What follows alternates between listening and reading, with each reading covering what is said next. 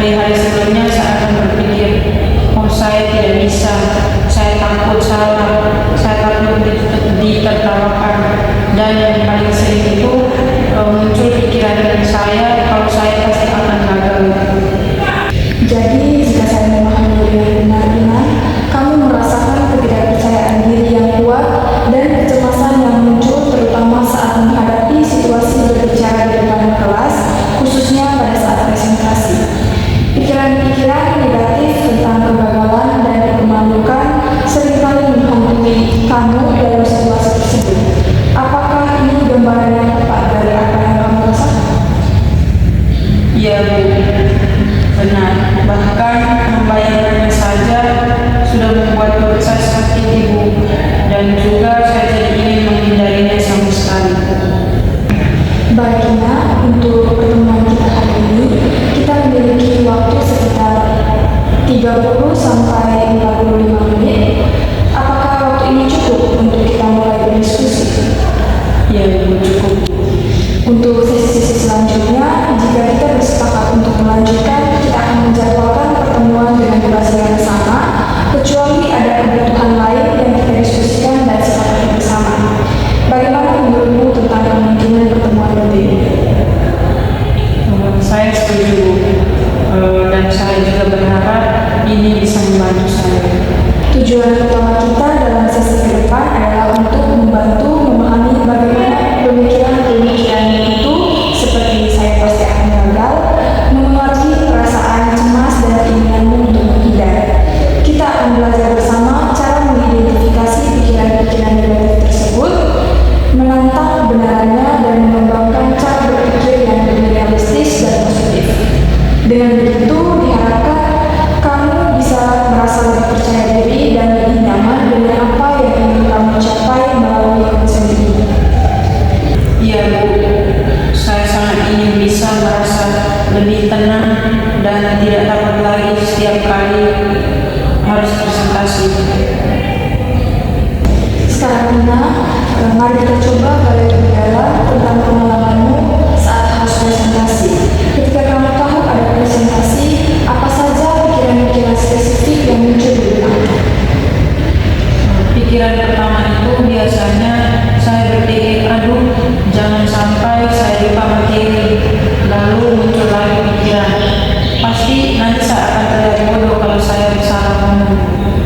Dan terkadang juga saya berpikir semua orang pasti akan menertawakan saya kalau saya gugup atau melakukan kesalahan. Terima kasih sudah berbagi pikiran-pikiran dan pikiran. Mari kita perhatikan salah satu pikiran. Pasti nanti saya akan terlihat bodoh kalau salah ngomong. Apa yang membuatmu begitu yakin dengan pikiran itu? Apakah ada pengalaman spesifik di masa lalu yang membuatmu percaya bahwa setiap kali kamu salah berbicara, kamu pasti terlihat bodoh di mata semua orang? Ya, pernah waktu itu saya presentasi di bangku SMP dan saya salah menyebut nama guru penting, dan juga beberapa teman saya langsung menertawakan saya. Saya merasa sangat malu dan bodoh saat itu. Sejak saat itu saya jadi takut sekali melakukan kesalahan saat berbicara di depan umum. Jadi Ina, ada satu kejadian di masa lalu di mana kamu melakukan kesalahan dan beberapa teman kamu tertawa, dan kamu menyimpulkan dari kejadian itu bahwa setiap kali kamu melakukan kesalahan di depan umum, kamu pasti akan terlihat bodoh. Apakah kesimpulan itu satu-satunya cara untuk memaknai kejadian tersebut? Apakah ada interpretasi lain yang mungkin dari apa yang kamu pikirkan? Mungkin saja mereka tertawa bukan karena menghina saya Ibu, akan tetapi karena ada sesuatu yang lucu dari kesalahan saya. Tapi saat itu saya merasa sangat malu, jadi saya langsung berpikiran negatif Ibu. Itu adalah pikiran yang penting. Seringkali emosi yang kuat pada saat kejadian bisa mempengaruhi cara kita memaknai pengalaman tersebut. Kita akan terus menggali lebih dalam tentang bagaimana pikiran-pikiran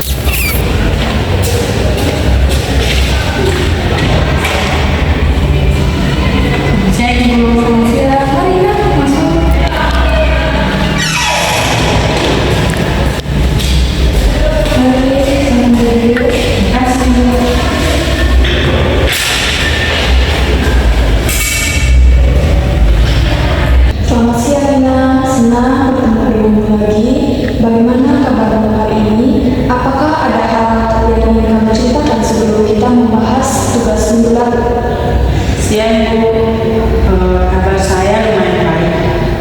Saya sudah mencoba mencatat ini pikiran-pikiran negatif seperti yang Ibu minta kemarin. Bagus sekali Ina, itu menunjukkan komitmenmu dalam proses ini.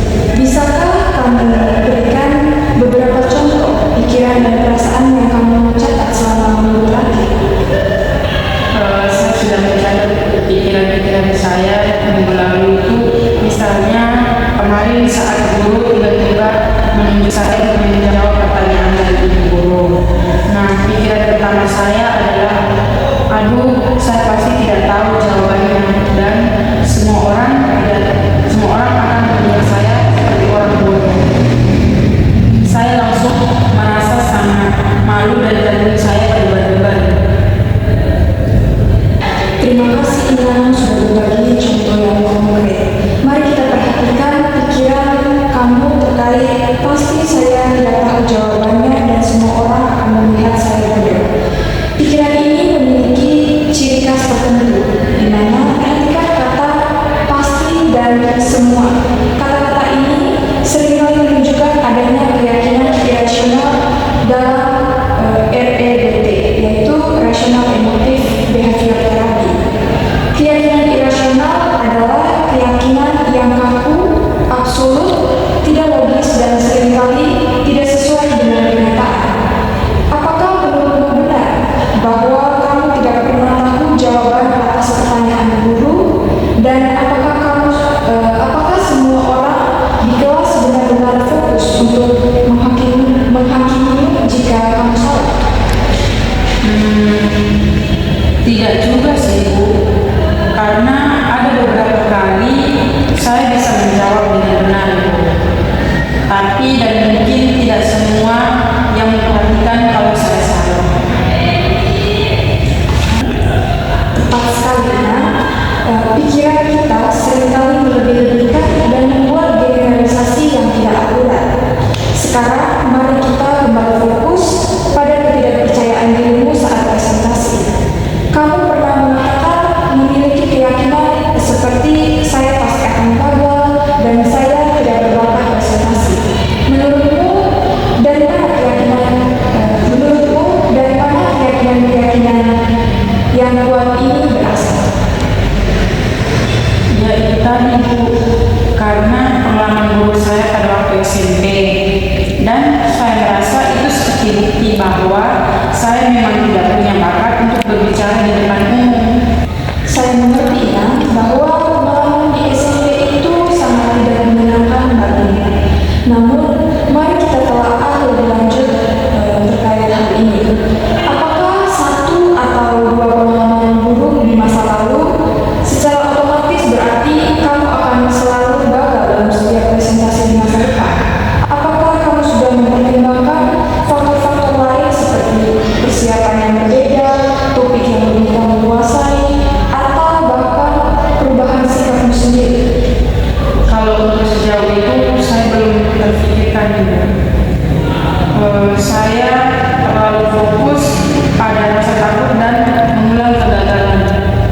Itu hal yang sering terjadi ketika kita dikuasai oleh keyakinan irasional.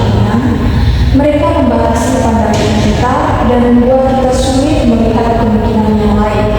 Sekarang, mari kita coba tentang keyakinan saya pasti akan gagal. Apa bukti yang mendukung keyakinan ini selain pengalaman di SMP? Buktinya itu seperti saya jadi gugup Ibu, tangan saya berkeringat dan suara saya kadang bergetar pada saat saya berpresentasi. Itu adalah respon fisik dan emosional yang wajar ketika seseorang merasa cemas. Tapi apakah respon-respon itu secara otomatis berarti kamu gagal dalam menyampaikan materi saat presentasi? Apakah kamu pernah melihat orang lain yang terlihat gugup saat berbicara, tapi ia berhasil menyampaikan pesannya? Ya pernah Bu. Beberapa teman saya terlihat gugup, tetapi tetap bisa berpresentasi di depan kelas dengan baik. Tepat sekali Ina. Jadi meskipun kamu merasa gugup, itu tidak selalu berarti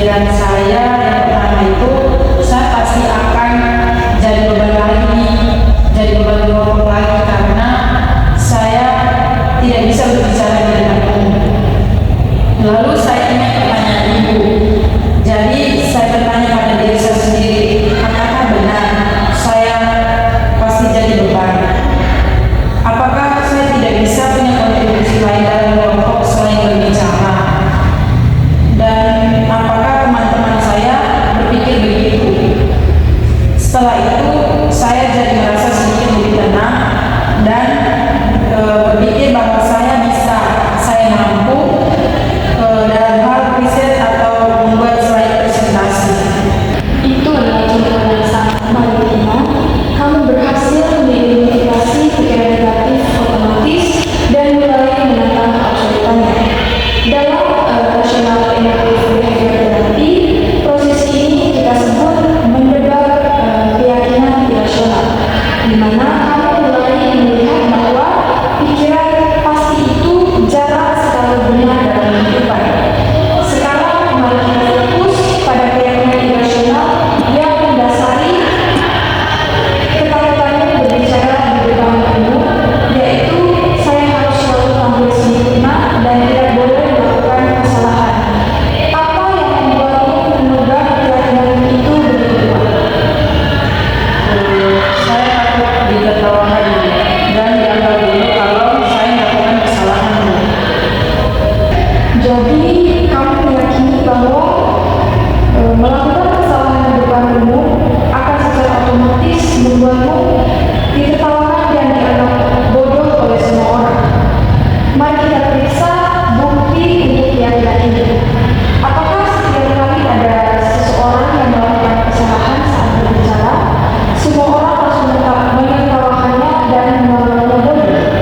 Pernahkah kamu melihat situasi di mana orang lain melakukan kesalahan, tetapi dia dikapi bagi dirinya dan dimengerti oleh orang lain? Kalau dipikir-pikir, tidak selalu begitu, Ibu. Karena terkadang teman-teman saya hanya tersenyum maklum atau bahkan tidak menyadarinya. Tepat Salina, pikiran saya harus tampil sempurna adalah contoh lain dari keyakinan irasional yang absolutif dan tidak realistis. Keyakinan seperti ini justru bisa meningkatkan kecemasan dan membuat kita semakin tertekan. Sekarang, mari kita coba formulasikan keyakinan rasional yang lebih sehat dan membantu untuk menggantikan keyakinan saya harus selalu tampil sempurna. Keyakinan yang mengakui bahwa kesalahan adalah bagian dari proses belajar dan bahwa penerimaan diri tidak bergantung pada kesempurnaan. Mungkin tidak apa-apa Ibu jika saya melakukan kesalahan saat presentasi. Yang penting saya sudah berusaha yang terbaik dan saya bisa belajar dari kesalahan tersebut. Penerimaan diri saya tidak bergantung pada sempurna atau tidaknya presentasi. Itu adalah keyakinan rasional yang baik, Ina. Keyakinan ini lebih fleksibel, realistis, dan membantumu merasa lebih tenang dan menerima diri sendiri. Mari kita terus latih mengidentifikasi keyakinan-keyakinan irasionalmu yang lain dan menggantinya dengan keyakinan-keyakinan rasional seperti yang sudah kamu sebutkan. Baiklah, sekarang saya akan membantu kamu untuk mengidentifikasi keyakinan-keyakinan irasional yang muncul terhadap kamu. Jadi, dalam pendekatan rasional emotif behavior therapy ini ada yang namanya melatih ABCDE dalam rasional emotif therapy ini. Jadi, A itu activation event, dan B-nya itu belief, yang mana C-nya itu adalah consideration, dan D itu responding, dan E-nya itu effective new belief. Jadi sekarang apakah kita bisa melatih pendekatan dengan teknik ABCD ini dalam pendekatan rasional emotif therapy? Selamat siang, Ina. Kita akan melanjutkan latihan proses ABCDE dalam pendekatan rasional emotif behavior therapy hari ini. Ingat, ini adalah alat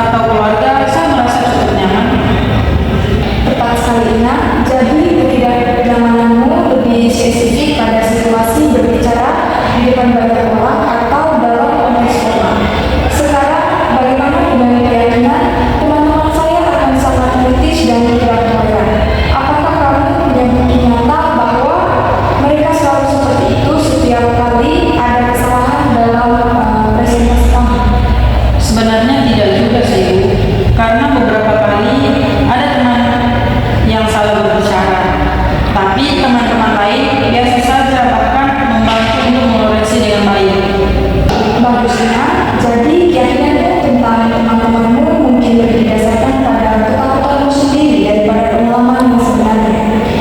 Terakhir, tentang keyakinan saya harus sempurna di kelompok. Apakah realistis untuk mengharapkan kesempurnaan dari diri sendiri, dan apakah kesalahan kecil akan benar-benar menghancurkan seluruh presentasi umum? Menurut saya itu tidak realistis, Bu. Karena semua orang pasti pernah melakukan kesalahan, dan satu kesalahan kecil mungkin tidak akan terlalu berpengaruh pada keseluruhan dari presentasi. Baik, Mak, sekarang kamu mulai melihat dengan lebih realistis. Sekarang mari kita pada tahap E, yaitu effective new belief, yang dimana keyakinan-keyakinan baru yang lebih rasional dan membantu kamu merasa lebih baik menjelang presentasi. Bagaimana kamu bisa melihat situasi ini dengan cara yang lebih seimbang? Saya berpikir bahwa saya mungkin merasa sedikit gugup, tapi itu tidak berarti